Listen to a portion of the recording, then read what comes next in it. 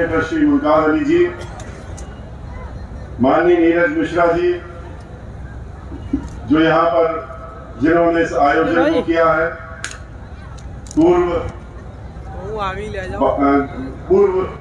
इनको इनकी उपाधियां गिनाते समय बहुत सोचना पड़ता है, क्योंकि इतनी डिग्रियां लिए हुए हैं कि जब पब्लिक सर्विस कमीशन में इनकी नियुक्ति की गई थी, इनको हम लोगों ने पोस्ट किया था वहां पर, तो इनकी जो डिग्रियां थी वो पढ़ते पढ़ते हम थक गए थे। फिर इन्हीं से कहा था कि बताइए इसमें कौन कौन सी डिग्रियां कितनी आपने ली है, अभी कुछ और भी लेना चाहते थे उस समय, तो हमने इनसे अनुरोध किया था कि अब बहुत हो गया प्रोफेसर साहब, अब इतनी डिग्रियां काफी हैं। आज इन्होंने इतना बड़ा शानदार आयोजन किया है। श्रीमती शशि मिश्रा जी, श्री सूरज सिंह जी, अजय चतुर्वेदी जी, राजकुमार जाटव जी जिला अध्यक्ष, राजीव शर्मा जी,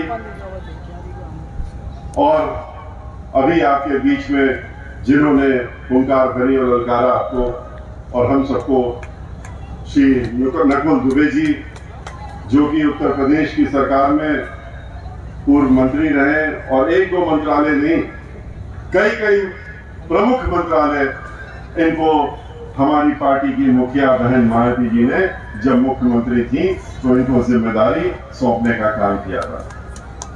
यहां पर आए हुए इतनी बड़ी संख्या में हमारा हौसला बढ़ाने के लिए और पार्टी का हौसला बढ़ाने के लिए यहां मौजूद सभी लोग, सर्व समाज के लोग, यहां पर मीडिया बंधुओं को खास तौर से हम धन्यवाद देना चाहते हैं कि वो इतनी बड़ी संख्या में आए हैं और हमारा अनुरोध स्वीकार करके इन्होंने अपना मंच छोड़ दिया और यहाँ पर सामने आ गए, जिससे कि आप सब लोगों से हम मुखातिब हो सके, एक दूसरे को देख भी सकें। हालांकि मीडिया से ये हम लोग, मीडिया अभी जितने लोग यहाँ मौजूद हैं वो देख पाते हैं, तो हम लोग एक दूसरे को देख पा रहे हैं, लेकिन मीडिया वाले जो हैं पूरे प्रदेश को दिखाने का काम और पूरे देश में दिखाने का काम करते हैं, इसलिए हमारे लिए बहुत ही खास है। भाइयों बहनों, आज हम लोग आपके बीच में एक ऐसे वक्त पे आए हैं जब पूरे उत्तर प्रदेश में एक ऐसा माहौल फैला हुआ जो कि दहशत का माहौल है, जिसमें कि डराने, धमकाने, मारने, इस प्रकार का एक माहौल चल रहा है। ऐसे माहौल में आज हम आपके बीच में आए। आपने देखा, आप भी देख रहे हैं, हम लोग भी देख रहे हैं कि उत्तर प्रदेश में आज किस तरीके से और खास तौर से जिस तरीके से दलित समाज के साथ में, भाइयों बहनों के साथ में अत्याचार हो रहा है, उसी प्रकार से आज ब्राह्मण समाज के ऊपर भी अत्याचार हो रहा है। और आज ये प्रबुद्ध सम्मेलन जो हम लोग कर रहे हैं, गोष्ठी कर रहे हैं, इसमें अगर 90% ब्राह्मण समाज के लोग आज यहाँ पर आए हुए इतनी बड़ी संख्या में, तो उनके अंदर भी दर्द है, वो भी इस चीज का एहसास कर रहे हैं कि किस तरीके से उनको दबाने, धमकाने और डराने और मरवाने का काम किया था। आज पूरे उत्तर प्रदेश में कहीं भी देख लीजिए आप, कहीं दलित समाज की बेटी के साथ में रेप होता है, कहीं उसको जलाने का काम होता है, कहीं उसके रेप के बाद आपके बिल्कुल पड़ोस में ही हाथरस में आपने देखा, पूरे देश ने देखा, पूरी दुनिया ने देखा, और कितना शर्मसार होना पड़ा इस पूरे प्रदेश को, देश को, सिर्फ इसलिए कि एक दलित की बेटी के साथ में बलात्कार होने के बाद में जब उसकी मृत्यु हो जाती है तो किस तरीके से उसके शरीर को जलाने का काम होता है। उसके माँ बाप गिड़गिड़ाते रहे, रोते रहे कि जो कर दिया, जो दुराचार हुआ है, उसके बाद कम से कम उसका शरीर तो हमको दे दो, हम उसका अंतिम संस्कार को ढंग से कर सकें। लेकिन नहीं, क्योंकि मुखिया लखनऊ में बैठ करके और जिलाधिकारी को ड्यूटी में लगाया था कि देख लेना किसी भी प्रकार से उसके नजदीक भी ना पहुंचने पाए, नहीं तो तुम्हारी भी नौकरी गई, पुलिस वालों की नौकरी गई जो वहां ड्यूटी पे लगे हैं। और इसलिए जितनी भी फोर्स लगानी हो लगा करके रात के चाहे 2 बजे उसका शरीर जलाने का काम कर दो। और आपने देखा उनको बंद करके, माँ बाप को लोहे के सिक्कों में बंद करके मीडिया को वहां से 2-2 किलोमीटर तक दौड़ा के मारने का, भगाने का काम किया।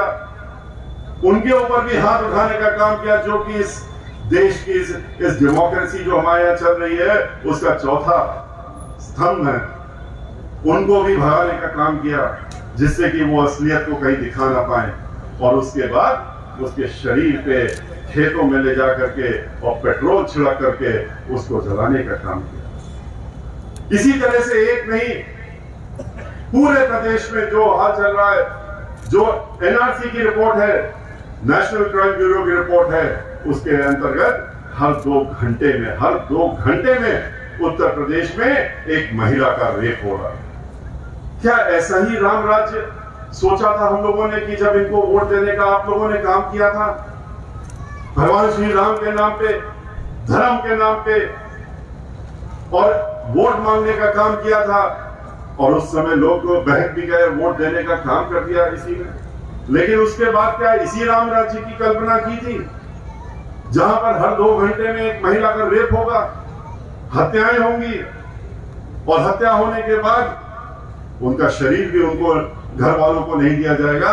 इस तरह की कल्पना तो ना आपने की थी ना किसी और ने की थी, लेकिन ऐसा ही इस प्रदेश में हो रहा है। याद करिए बहन मायावती जी की सरकार जब थी, रात के 2 बजे भी अगर कोई महिला को घर से निकलने की आवश्यकता पड़ जाती थी अपने किसी काम के लिए, तो वो हिचकती नहीं थी, सोचती भी नहीं थी घर से निकलने के पहले।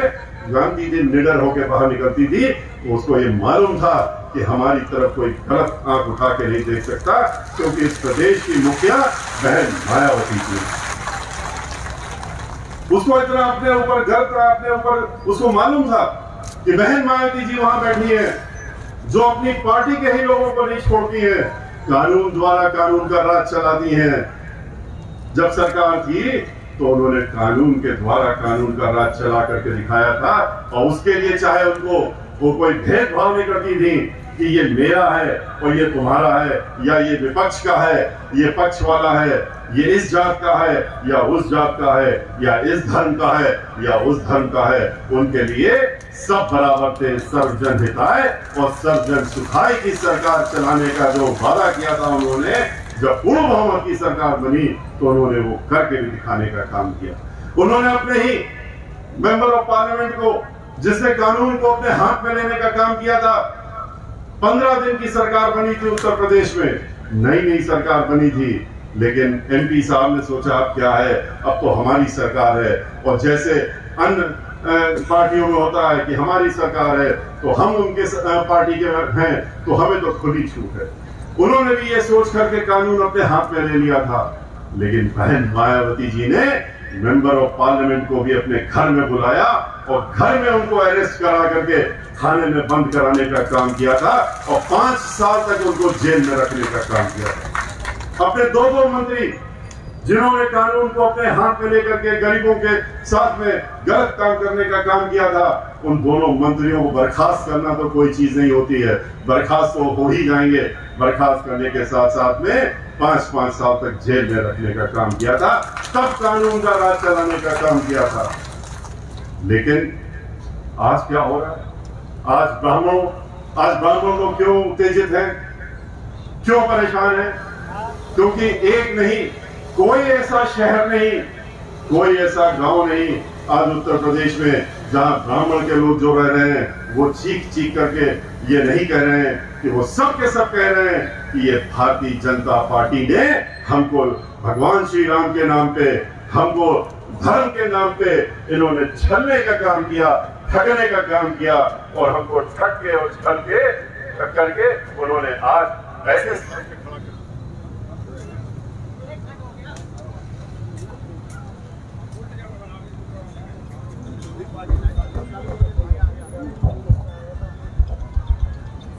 उन्होंने भारतीय जनता पार्टी ने एक ऐसे स्थान पर लाके खड़ा कर दिया, ऐसे मोड़ पे खड़ा कर दिया है जहां की ब्राह्मण समाज परेशान है।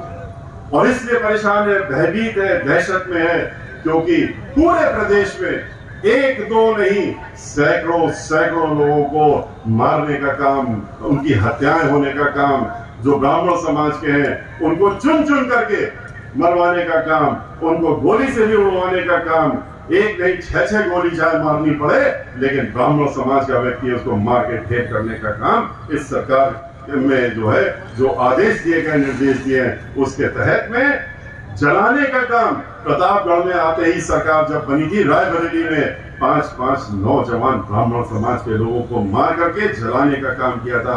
उनकी झोपड़ी, छोटी सी झोपड़ी थी, जो कि मैं खुद गया था वहां पर, देखा था कि 10 बाई 10 की झोपड़ी होगी, लेकिन कह दिया, मारने के बाद कहा कि उनके मंत्री कहते हैं जोरदारी से अपनी पीठी ठोक के, सरकार की पीठी ठोक के, कि ये ब्राह्मण जो थे, ये जो थे, इनकी तो यही दशा होनी चाहिए थी, क्योंकि ये माफिया थे। अगर माफिया थे तो उनके घर में 100 रुपए तो निकलने चाहिए थे। घर तो था ही नहीं, झोपड़ी थी, लेकिन उसको भी जलाने का काम किया। यहां से शुरुआत की थी, फिर चाहे बुंदेलखंड हो, जहां पर एक व्यापारी ब्राह्मण समाज का था, और सिर्फ वो दबाव में नहीं आया और सरकार के ऊपर कुछ उसने कहने का काम किया, तो उसको गाड़ी रोक करके और गाड़ी के अंदर उसको गोली मार के मारने का काम किया, और ये कह दिया कि ये तो आत्महत्या की थी उसने। जब खुलासा हुआ तो जिसको निर्देश दिया गया था मारने का, उससे कहा गया कि अब तो खुलासा हो गया है, तुम प्रदेश छोड़ के भाग जाओ, और वो आज भी भागे हुए हैं। उनको कोई पकड़ा धकड़ी नहीं हो रही है। लेकिन ब्राह्मण समाज के किसी व्यक्ति के ऊपर आरोप जब लगाते हैं तो 24 घंटे में तो उसका एनकाउंटर भी कर देते हैं, चाहे फिर वो गाड़ी से उतार करके, वो गाड़ी, जिस गाड़ी में 6-6 लोग उसको पकड़ के चल रहे हो, वो गाड़ी फिसलेगी, अचानक से फिसल जाएगी, फिसलने के बाद वो व्यक्ति बाहर निकलेगा और फिर कहा जाएगा ये तो गोली मारने वाला था, इसलिए उसको गोलियों से भून देने का काम किया गया। एक व्यक्ति नहीं, कितने लोग, 17.5 साल का लड़का, सिर्फ क्या था कि बिकरू कांड में जो व्यक्ति थे उनका भतीजा था, वो हरियाणा में था, हरियाणा से बुला करके और कह दिया कि उसका एनकाउंटर कर दिया। एनकाउंटर फिर वैसी तरीके से गाड़ी फिसली, वो बाहर निकला, और उसके बाद जिस गाड़ी में पकड़ के ला रहे थे, और उसके बाद उसकी हत्या हो जाती। तो एक नहीं, उन्होंने कहा, निर्देश ये हुए कि ये बहुत अच्छा मौका मिला है, ऐसा बढ़िया मौका मिला है जिसमें कि इन सारे ब्राह्मणों को घेर लो, इस पूरे क्षेत्र के ब्राह्मणों को घेर लो। और घेरने का तरीका ये है कि कानपुर के आसपास के जितने भी क्षेत्र हैं जहां पर मजबूत ब्राह्मण रहते हैं, चाहे वो कन्नौज हो, फर्रुखाबाद हो, कानपुर हो, उन्नाव हो, और चाहे रायबरेली हो, वहां तक भी मत छोड़ो, लखनऊ हो और इटावा हो, औरैया हो, उनको फर्रुखाबाद हो, वहां की एक लिस्ट बनाओ।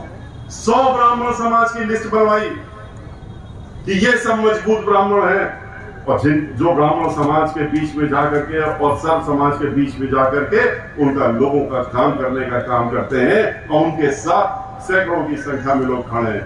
तो उन्होंने कहा इनको चुन लो, और चुनने के बाद इनका अज्ञात में नाम डालो। पहले कहो कि 100 अज्ञात ब्राह्मण थे, और उसमें जो मिलता जाए उसका नाम डालते जाओ। एनकाउंटर कर सकते हो तो एनकाउंटर कर दो, नहीं मार सकते हो तो जेल में बंद कर दो, और सारी दफाएं लगा दो, जिससे 20 साल तक भी वो जेल से बाहर न निकल सके। लखनऊ में आ करके एनकाउंटर किया, गाड़ी रोक के, नीरज नाम का एक व्यक्ति जो ब्राह्मण समाज से था, तिवारी, सिर्फ पूछा कि क्या नाम है, कहा तिवारी, गाड़ी रोकी और रोक करके गोली मार दी। घर में वो अपने माँ बाप को, एक दूसरा ब्राह्मण समाज जिसका नाम डाल दिया था वहां, वो गया था अपने माँ बाप का इलाज करा रहा था कोरोना में, लेकिन क्या है, पहुंच गए वहां, माँ बाप के बीच से घसीट के ले गए और ले जाकर के कंटोनमेंट में वहां पर गोली मार के एनकाउंटर कर दिया। कितने लोगों का इससे पूरे प्रदेश में होने का काम हुआ, चाहे झांसी हो, चाहे कानपुर हो, और चाहे रायबरेली हो, चाहे प्रतापगढ़ हो, चाहे आपके क्षेत्र में हो, पूरे प्रदेश में एक दहशत फैलाने का काम कर दिया है कि ब्राह्मण समाज को हमें निपटाना है, उनका सफाया करना है। और ऐसा इतना कर दो कि अगली सरकार जब आ जाए तो उसके बाद ब्राह्मण समाज को मजबूर कर दो कि ये प्रदेश छोड़ने का काम करना है। लेकिन वो भूल जाते हैं, उनको ये नहीं मालूम कि जब जिस युग में भी ब्राह्मण समाज की हत्याएं हुई या ब्राह्मण समाज के ऊपर प्रहार हुआ, तो उसका पश्चाताप भी करना मुश्किल हो जाता है, और उसका परिणाम स्वयं ईश्वर देने का काम करता है। और अब की बार भी ऐसे ही होगा। इन्होंने सोचा कि हम इतना दहशत फैला देंगे कि ब्राह्मण समाज डर जाएगा और डर करके चला जाएगा। लेकिन उनको यह मालूम होना चाहिए कि ब्राह्मण समाज यहां पर मुट्ठी भर नहीं है। ब्राह्मण समाज उत्तर प्रदेश में 16.5% है। 13% तो सरकारी आंकड़ों के हिसाब से है, लेकिन 16.5% है। जब जनगणना हुई थी उसकी रिपोर्ट हमने भी देखी थी, और 16.5% ब्राह्मण, 16.5% 25 करोड़ में आप खुद हिसाब लगा लीजिए, लगभग 3 करोड़ के ऊपर ब्राह्मण समाज के लोग इस प्रदेश में रहते हैं। उनको ये भगाएंगे बाहर, उनको डरा के धमका के बाहर भेजने का काम करेंगे। ये भूल जाते हैं कि ब्राह्मण समाज एक बार जब ठान लेगा तो वो ये भी इनको मालूम होना चाहिए कि ब्राह्मण समाज भगवान श्री परशुराम जी के वंशज कहलाते हैं, उनके वंशज हैं। और भगवान श्री परशुराम जी ने डरना और दबना नहीं सिखाया। अभी हमको भगवान श्री परशुराम के रूप में आशीर्वाद मिला, हमको मां दुर्गा के रूप में भी आशीर्वाद मिला, हमको बजरंगबली हनुमान जी के रूप में भी आशीर्वाद मिला। तो ये सारे लोग जो हैं, अगर ब्राह्मणों पे जब इस तरह से अत्याचार होने का काम होता है तो सब के सब इकट्ठा होकर के, और जिन लोगों ने अत्याचार करने का काम करते उनको जवाब देने का काम हमेशा से होता है। लेकिन आपके साथ में क्या हो रहा है कि आप लोग ये भूल गए कि पहले भी ऐसे ही आपके साथ हुआ था। 2003 से लेके 7 में याद करिए कि ब्राह्मण समाज के, दलित समाज के साथ में ब्राह्मण समाज के साथ कितना अत्याचार समाजवादी पार्टी ने किया था। नीरज मिश्रा को याद करिए, इसका सर कटवा दिया गया था, कन्नौज का था, नौजवान साथी हम लोगों का।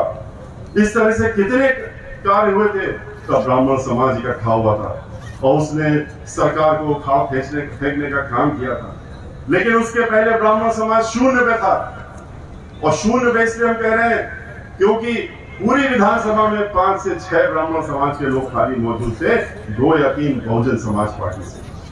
जब हमको बहन मायावती जी ने राज्यसभा भेजने का काम किया, राष्ट्रीय महासचिव बनाया, तो उसके बाद हमने भी सोचा कि आखिर हमारा क्या काम है। राजनीति में जब आए हैं तो कुछ तो कर्तव्य होना चाहिए। तो मान्यवर काशीराम जी की बात याद आई कि उन्होंने कहा जो अपने समाज का काम नहीं करता और राजनीति में आता है तो उसका पूछने वाला कोई नहीं होता है, अपने समाज को नहीं भूलना चाहिए। तो हमने भी अपने समाज के बारे में सोचा उस समय, और हमने सोचा कि ये इतने नीचे कहां पहुंच गए, क्यों पहुंच गए, और तब देखा कि ब्राह्मण समाज तो बिखरा हुआ, अलग अलग बटा हुआ, इकट्ठा है ही नहीं। जहां 3 करोड़ से ऊपर ब्राह्मण समाज हो, 16% ब्राह्मण समाज हो, और अपना राजनीति में शून्य पे पहुंच गए। जब राजनीतिक चाबी आपके पास नहीं होगी तो अपने समाज का क्या कार्य करेंगे। उसलिए हम ब्राह्मण समाज के बीच में गए, हम पूरे प्रदेश में गए थे, आपके यहां भी आए थे, और 2005 में पूरे प्रदेश में घूमने के बाद 9 जून 2005 को बहन मायावती जी को हमने लखनऊ की जो आखिरी सभा थी उसमें बुलाने का काम किया था मुख्य अतिथि के रूप में। और बहन मायावती जी जब मुख्य अतिथि के रूप में आई थी तो हमने ब्राह्मण समाज से कहा था, उस दिन जो पूरे प्रदेश में कहा था, उस दिन भी कहा था कि देखिए, आप जब तक अपने को बांटते रहेंगे, जब तक आप एक साथ नहीं होंगे, जब तक आपस का बंटवारा नहीं छोड़ेंगे, जब तक अपने व्यक्तिगत के लाभ के बारे में सोचना नहीं बंद करेंगे, समाज के बारे में सोचना जब तक नहीं शुरू करेंगे, तब तक आपकी ऐसी ही स्थिति बनी रहेगी। 13-16% होने के बाद भी आप एक भी सीट जीत नहीं सकते, इतने इकट्ठे हो जाएंगे तब भी। पर पहले तो इकट्ठा होइए, इकट्ठा होने के लिए आपस का बंटवारा खत्म करिए, छोड़िए, भूल जाइए कि हम 20 बिस्वा हैं, 16 बिस्वा हैं, 12 बिस्वा हैं, हम कान्यकुब्ज ब्राह्मण हैं, हम सनाट ब्राह्मण हैं, हम सरयूपारी ब्राह्मण हैं। आप अपने आप को ब्राह्मण के नाम से जानिए, चाहे वो फिर त्यागी हो, चाहे वो राय हो, आप ब्राह्मण समाज के नाम से आपको जानिए। जिस दिन आप अपने को ब्राह्मण समाज के नाम से जानने लगेंगे तो आपकी तरफ देखने के लिए सभी लोग मजबूर हो जाएंगे। बहन मायावती जी ने जब 5 लाख से ज्यादा ब्राह्मण समाज को उस दिन इकट्ठा देखा और 11,000 लोगों को शंखनाद करते हुए उनका स्वागत करते हुए देखा, तो वो भी जब हमने भगवान श्री गणेश जी की मूर्ति जैसे आपने दी आज, हमने उनको जब भेंट की तो वो सीधे माइक पर गई और उन्होंने जो पहले लफ्ज बोले थे उनके थे कि हाथी नहीं गणेश है, ब्रह्मा विष्णु महेश है। और ये कहकर के उन्होंने अपनी बात शुरू की थी। और उन्होंने ये भी कहा था कि आज ब्राह्मण समाज की तैयारी को देख करके हम अपनी पार्टी का पुराना नारा बदलते हैं, जिसमें था कि जिसकी जितनी संख्या भारी उतनी उसकी हिस्सेदारी। उन्होंने कहा आज से जिसकी जितनी तैयारी उतनी उसकी हिस्सेदारी, अब ये हमारा नारा रहेगा और यही हमारा लक्ष्य रहेगा। और उसके बाद उन्होंने ब्राह्मण समाज को बढ़ चढ़ कर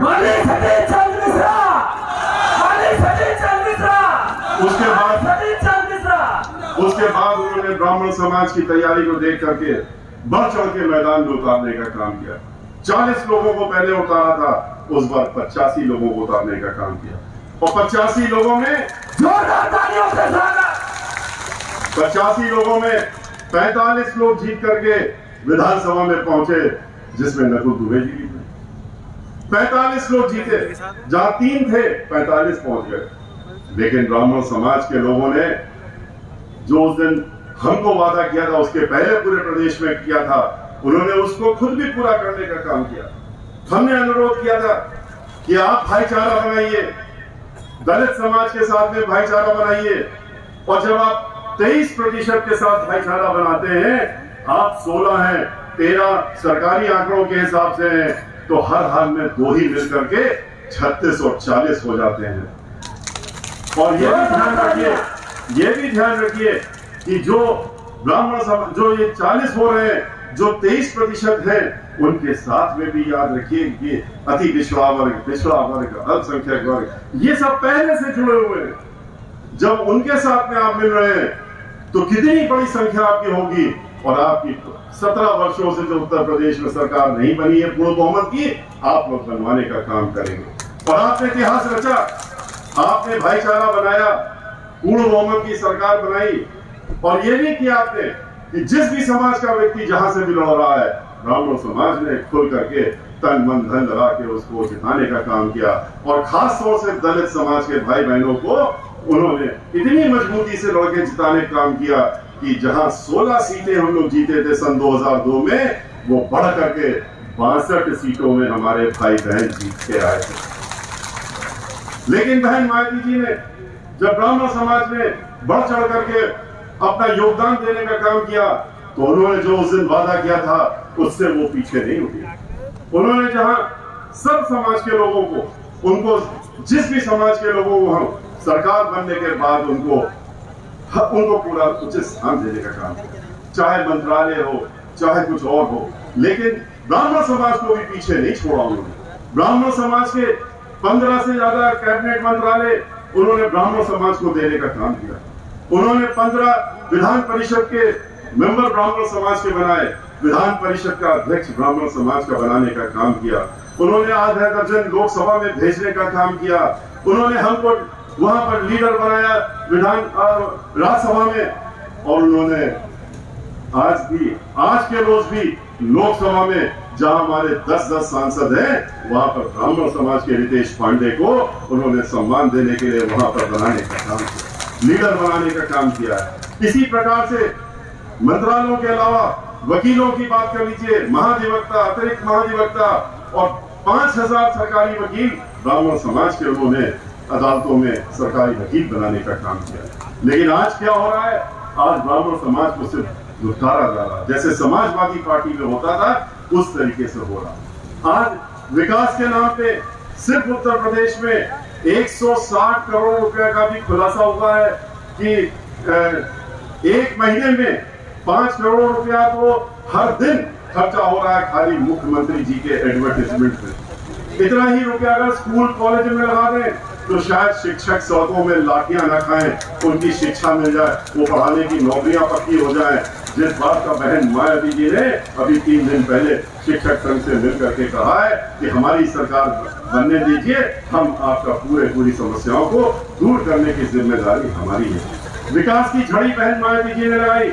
इन्होंने विकास के नाम पे सिर्फ और सिर्फ लूटने का काम किया है। इसलिए भाइयों बहनों, आज ये वक्त आ गया है जबकि आपको एक साथ इकट्ठा होकर के एकत्रित होके दोबारा अपनी शक्ति दिखानी है और दोबारा अपनी ताकत दिखानी है। और इनके आप जानते हैं किस तरह से धर्म के नाम पे और भगवान श्री राम के नाम पे ये ठगने का काम करते हैं। भगवान श्री राम को एक वास्तु इन्होंने एक बना दिया है इस तरह की चीज जैसे कि वो वोट की चीज है और वो जैसे उनके ये ठेका उन्होंने ले लिया है। जब हम अयोध्या गए थे तो हमसे कह रहे थे आप यहाँ क्यों आए, यहाँ पर तो आपको आने की इजाजत नहीं है, यहाँ पर तो सिर्फ और सिर्फ भारतीय जनता पार्टी के लोग आ सकते हैं। क्यों?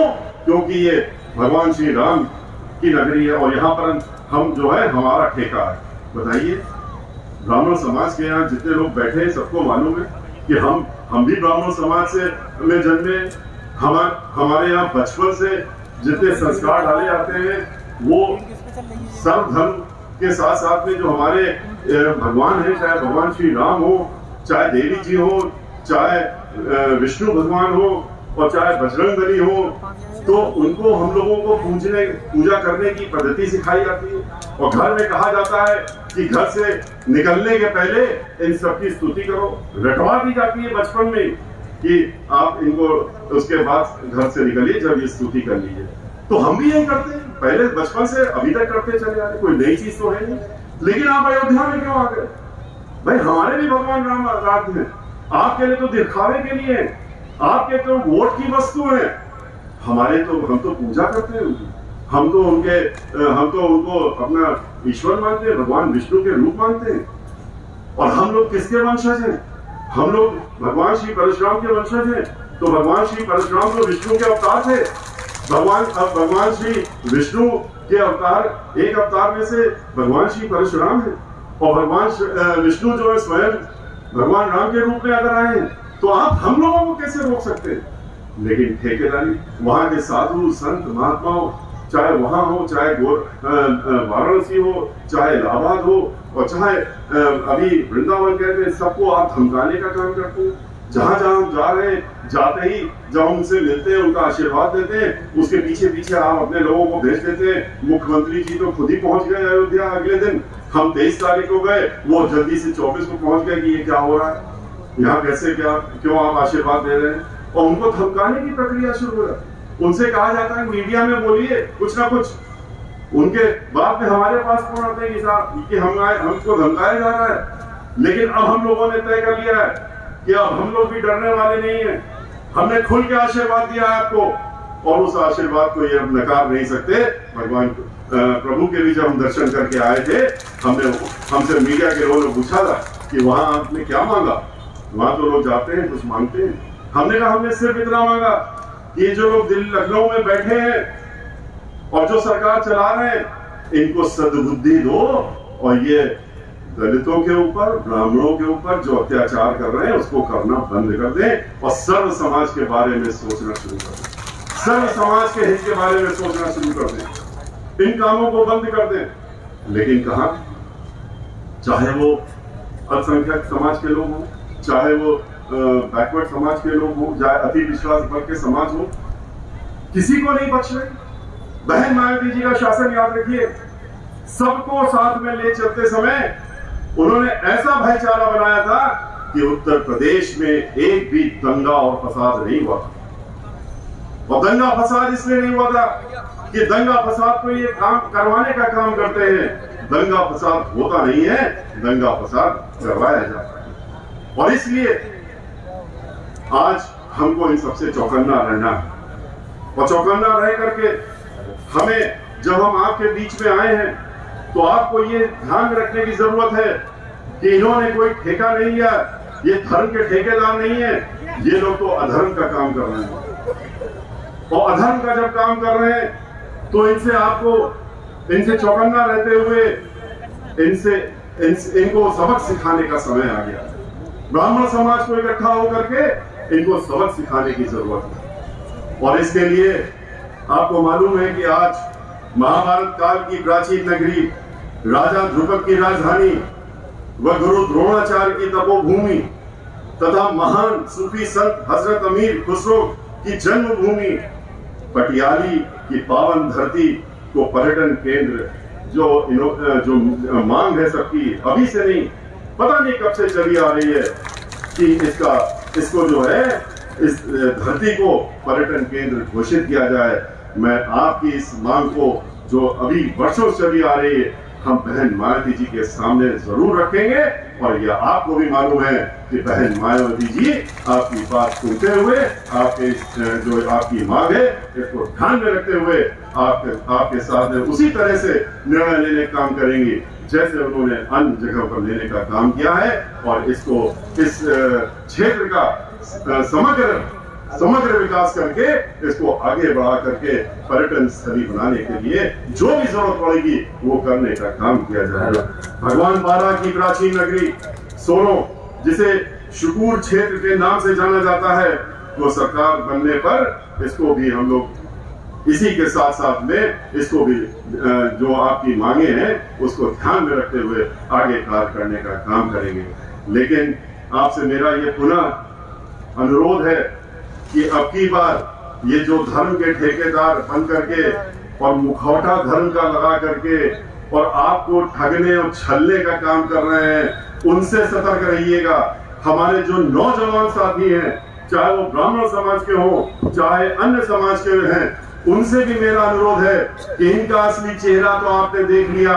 आपसे कहते थे कि हम 2 करोड़ लोगों को रोजगार देंगे सालाना, लेकिन 2 करोड़ लोगों को रोजगार देने की बात तो खत्म, उन्होंने लेने का काम किया। 2 करोड़ लोगों की नौकरियां चली गई।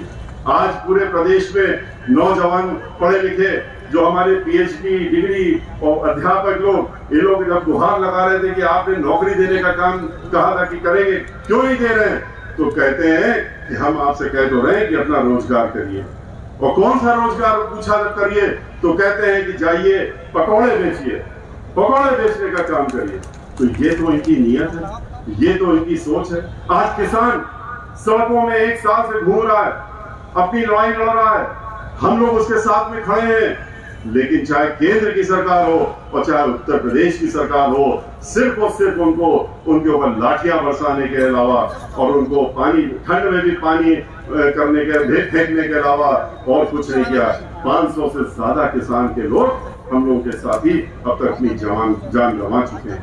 और किस लिए आप कहते हैं कि 3 हमने कानून बनाए हैं, इन 3 कानूनों को आप मान लीजिए। क्यों मान ले भाई? आपकी असली चेहरा सामने आ चुका है। इस कानून में क्या है? इस कानून में तो लिखा हुआ है, कानून तो हमने भी पढ़ा, जब पास हो रहा था उसका विरोध किया, क्योंकि राज्यसभा में भी विरोध हुआ, लोकसभा में, लेकिन आपने जबरदस्ती पास करा दिया।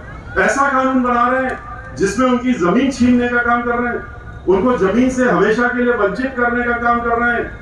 एक बार पट्टा उसने लिख दिया, किसके नाम? उद्योगपतियों के नाम। कहते हैं उद्योगपति लोग जो हैं उनको आपके ठेके में जमीन दे दी जाएगी, ठेके में दे तो दी जाएगी, और फिर 1 साल 2 साल आप तो कुछ पैसा दे देंगे ठेके के नाम पे, उसके बाद जब बंद कर देंगे तब क्या होगा? अपनी जमीन तो वापस नहीं ले सकता वो, तो उसके बाद जो छोटी छोटी जमीन और जो उसकी जीविका होती है और उसको तो आप छीन लेंगे। और क्यों? क्योंकि कुछ उद्योगपतियों से आपने हजारों करोड़ रुपया अपने चुनावों के लिए लिया है, इसलिए उनको आपको अदा करना है। अरे उनको तो आपने इतना सब कुछ बेच दिया, आपने उन उद्योगपतियों को तो इतनी सारी चीजें बेची थी, पूरा देश बेच दिया है।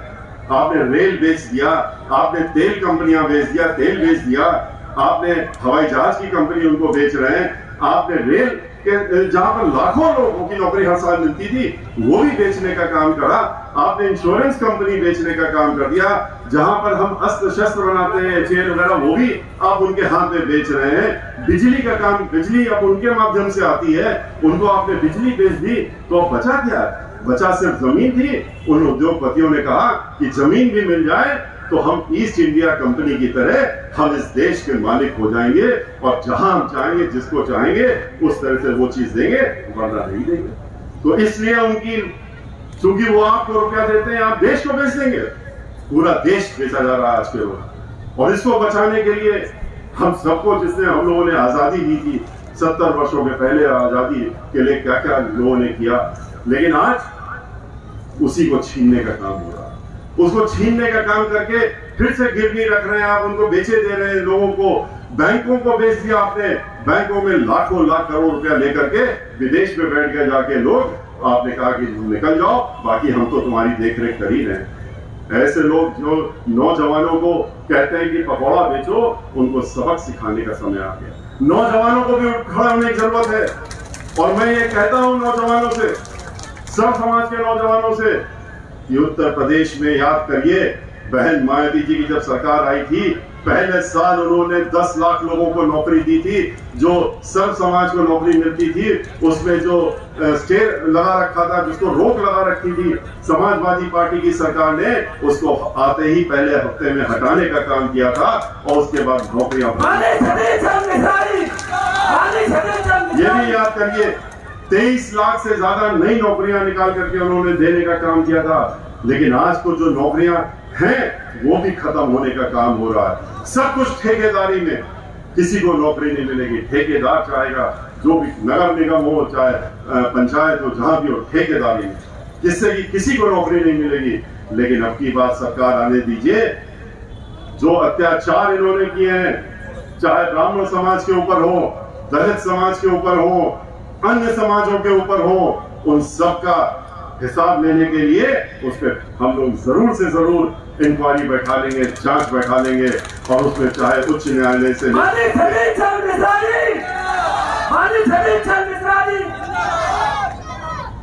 और उसके लिए चाहे हमको उच्च न्यायालय के एक रिटायर्ड जज को बैठाना पड़े, लेकिन उसमें जरूर से जरूर इंक्वायरी बैठा करके, और जितने भी ये दोषी लोग हैं जो पाए जाएंगे, उनको जरूर सजा मिलेगी। इस बात का भी हम आपको आश्वासन देते हैं। और ये भी कहते हैं कि आने दीजिए सरकार, जो हमारे ब्राह्मण समाज के नौजवान व्यक्ति हैं, हमारे अन्य समाज के नौजवान व्यक्ति हैं, उनको खाली एक महीने का भत्ता नहीं, भत्ते की तरह से नहीं कि जैसे आप भीख दे रहे हो, या लॉलीपॉप की तरह लैपटॉप नहीं जो 10 दिन चला और खत्म हो गया। उनको स्थायी नौकरी के लिए और स्थायी रोजगार के लिए, जिससे कि वो अपनी खुद की अपनी नौकरी पाएं और अपना कमाई करें, इज्जत की जिंदगी जिएं, इस तरह की योजनाएं बना करके और उनको देने का काम करेंगे। और जो ब्राह्मण समाज का खोया हुआ मान सम्मान स्वाभिमान है, उसको लौटाने का काम हम जरूर करेंगे। लेकिन इसके लिए आपको हमारे हाथ मजबूत करने पड़ेंगे, बहन मायावती जी के हाथ मजबूत करने पड़ेंगे। जब आप हमारे हाथ मजबूत करेंगे तो आपके हाथ अपने आप मजबूत होंगे। इसके लिए आपको चुप नहीं बैठना पड़ेगा, आपको बाहर निकलना पड़ेगा, सब समाज के लोगों को बाहर निकलना पड़ेगा। निकल करके अपने लोगों के बीच में जाइए। खाली यहाँ पर जितने लोग मौजूद हैं, उन्होंने बात सुनी है और जो समझा है उसको खाली अपने सीट तक सीमित मत रखिए, उसको आगे ले जाइए। बताइए उनको किस तरह से आज जो ये स्कूल कॉलेज जिसमें मान्यता प्राप्त तो है, लेकिन उनको पैसा नहीं मिलता है, वित्त विहीन है, उसके टीचर 20-20 लाख टीचर और उनके जो वहां पर काम करते हैं, वो सड़कों में घूम रहे हैं क्योंकि ये कॉलेज बंद कर दिए गए। उनको अभी बहन मायावती जी से वो लोग मिलने गए थे, अपना एक लोग कुछ जो उनके लोग थे उनके साथ में मिले थे मुख्य लोग, और बहन मायावती जी ने उनकी बात लगभग 1 घंटे सुनने के बाद उन्होंने उनको आश्वासन दिया और कहा कि चूंकि आपकी ये मांग बिल्कुल सही है, उचित लग रही है, तो आप चिंता मत करिए, हमारी सरकार बनने दीजिए, और सरकार बनते ही हम एक कमीशन बैठा लेंगे जिसको भी निर्देश दिया जाएगा कि 3 महीने के अंदर वो अपनी रिपोर्ट दे, और जितनी भी समस्याएं आपकी हैं उसको दूर करा जाएगा। चाहे वो सम्मानजनक मानदेय की बात हो, चाहे नियमावली की बात हो, क्योंकि स्कूल नहीं चलेंगे, टीचर नहीं होंगे तो स्कूल नहीं चलेंगे, और स्कूल नहीं चलेंगे तो बच्चे पढ़ेंगे कहाँ पर, कहाँ पढ़ने जाएंगे, और इस प्रदेश का भविष्य अंधकार में हो जाएगा। संस्कृत स्कूल, संस्कृत के कॉलेज, हम जब इलाहाबाद गए थे तो उनके पूरे प्रदेश के लोग हमसे वहां पर आके मिले। उनके लोगों ने कहा कि हमारे संस्कृत के स्कूल, ये जो सरकार है, धर्म की सरकार बताती है अपने आप को, इनका असली चेहरा हम आपके सामने रखना चाहते हैं। इन्होंने जितने भी संस्कृत स्कूल है, महाविद्यालय हैं, उनको उन्होंने बंद कराने का काम कर दिया। सरकारी महाविद्यालय और संस्कृत स्कूल 1500 जो विद्यालय थे और 500 महाविद्यालय थे, उसमें से 500 से ज्यादा विद्यालय बंद हो गए और 100 से ज्यादा महाविद्यालय बंद हो गए। क्यों? क्योंकि इन्होंने कहा कि हम पैसा ही नहीं देंगे। जो अध्यापक है वहां, उनको पैसा नहीं दिया।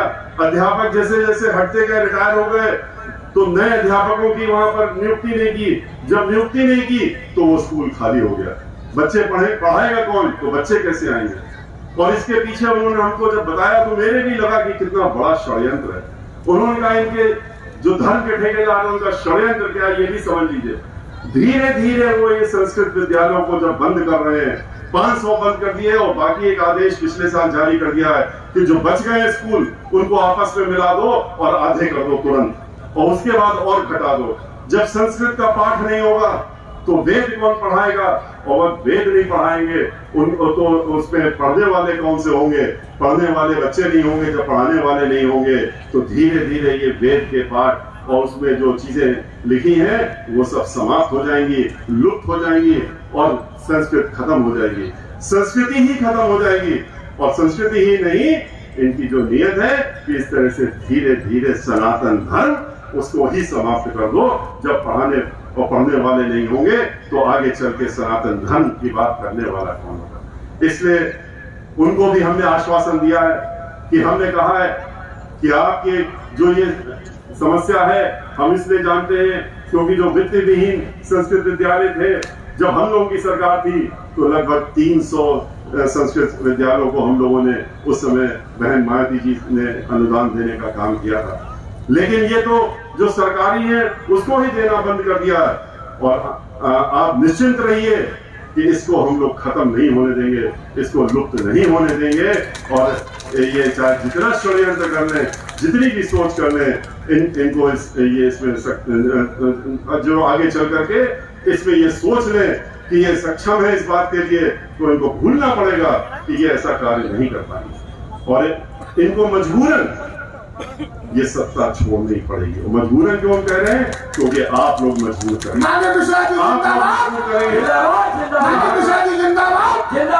यहाँ के प्रदेशवासी मजबूर करेंगे, सब समाज के लोग मजबूर करेंगे। बहन मायावती जी आज सब लोग याद करते हैं कि सर्व जन के लोग याद करते हैं, इसलिए क्योंकि हम लोग आपस में बांटने का काम नहीं करते थे कि ये तो उन्नाव के विधायक हैं, ये तो हमारे अपने वाले हैं, तो इन्होंने इनके ऊपर रेप का चार्ज है, इनको पूरी इनको हिफाजत दे दो और ये बच जाने चाहिए। बलिया में अगर उसने गोली मार दी विधायक के साथी ने, ये भी अपने ही वाला है, तो इसको बचा लो, चाहे एसडीएम के सामने गोली मारी हो, लेकिन उसको छुड़ा लो। ऐसा बहन मायावती जी का नहीं होता। और इसलिए आपसे हमारा अनुरोध है कि इन बातों को ध्यान में रख करके समाज के बीच में जाइए, अपने अपने समाजों के बीच में जाइए और कहिए ये आखिरी समय है अपनी बात। अगर अब की आप चूक गए और दोबारा ये 5 साल के लिए आ गए तो ये आप सब लोगों को जीने नहीं देंगे और ये आपको मजबूर कर देंगे कि आप अपने घरों को छोड़ करके और कहीं बाहर चले जाएं, प्रदेश को छोड़ने का काम करें। अपने आने वाली जो औलादें हैं, जो अभी औलाद और हैं पहले से, उनका ख्याल रखिए, उनका भविष्य का ख्याल रखिए।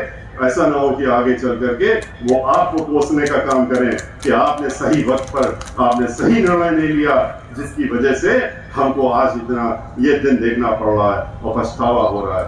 इसी के साथ मैं अपना अनुरोध आपसे पूरा करते हुए कि अपनी पूरी ताकत, पूरी क्षमता लगा करके आप इतनी अपनी शक्ति को दिखाने का काम करिए और अब की बार आने वाले चुनाव में आप एकजुटता दिखा करके इनको उखाड़ के फेंकने का काम करिए और बहन मायावती जी को इस प्रदेश का 5वीं बार यहाँ पर सर्वजन हिताय सर्वजन सफाई की आप सरकार को कानून द्वारा, कानून से चलाई जाने वाली सरकार को स्थापित करने का काम करिए। मैं पुनः नीरज मिश्रा जी को धन्यवाद देता हूँ कि इस सफल कार्यक्रम के लिए और आपने इतने लोगों को यहाँ पर इकट्ठा किया। हालांकि मुझे थोड़ा कम बोलना इसलिए था कि मुझे दूसरा कार्यक्रम आप जानते हैं कि वहाँ पर आज शुरू हो चुका है, लेकिन फिर भी आज आप लोगों का उत्साह देख करके और ये भी देखते हुए कि पानी बरसने लगा, लेकिन फिर आप लोग बैठे रहे, आप लोग हिले नहीं, तो फिर इंद्रदेव ने भी आपको आशीर्वाद दे दिया, छींटा डाल करके आपको आशीर्वाद देने का काम किया। तो ये एक शुभ संदेश है और शुभ संकेत भी है। इसी के साथ मैं आपसे विदा लेता हूँ। जय भीम, जय भारत, जय परशुराम।